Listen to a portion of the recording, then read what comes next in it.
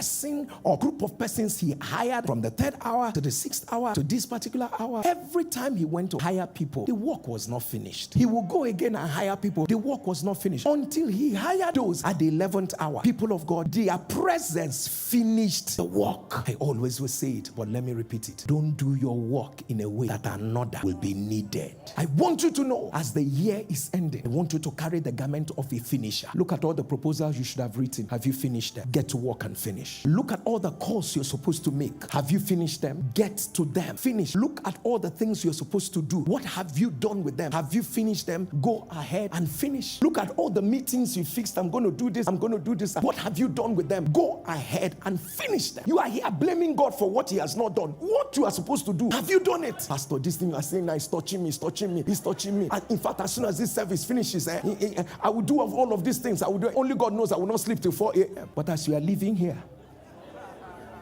these men were finishers. My generation is in need of finishers. Do you know that nobody will applaud you that you started, but a generation will honor you that you finished? What is still hanging? What have you not finished? What have you not done? What have you not concluded? What have you not tidied up? What course did you start that you never finished? The worst thing is paid money to learn it. Even you and the money, they have gone. Pastor, you know, by January, I started reading the Bible. Genesis, 1 chapter for 1 day. You and I know you didn't even reach 10th of January. See, from now till December, go and finish it.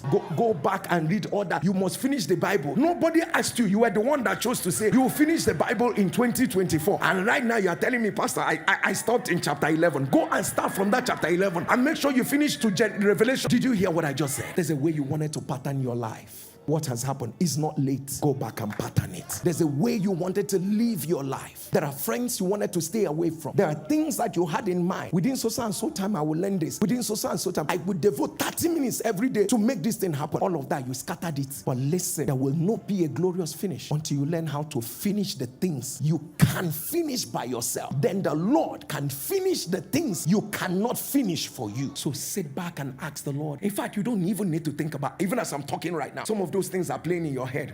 Look at this thing, look at this thing, look at this. How do you want to begin another year? Too many things undone. Some of you have a backlog of 5 years undone projects, 5 years undone ideas. Your own ideas are not your problem. You always have ideas, but execution, implementation, following through, monitoring it, evaluating it, a very big problem. So we must be able to finish, follow through. Pastor, I called the man once, he didn't pick. I forgot about him now. Man will be man, God will be God. If you continue to do this for every one person God has sent your way, you call them once and they don't pick and you don't call them again, how will you break into a new season? The seasons God has brought you to, that you don't finish what you ought to, you might just be packaging yourself for irrelevance. Be a finisher. Finish that project. Finish that process. Finish that prayer God called you to. Finish that scripture God said you should read. Finish that fasting God asked you to embark on. Finish it. Don't do your work in a way that another person will be needed.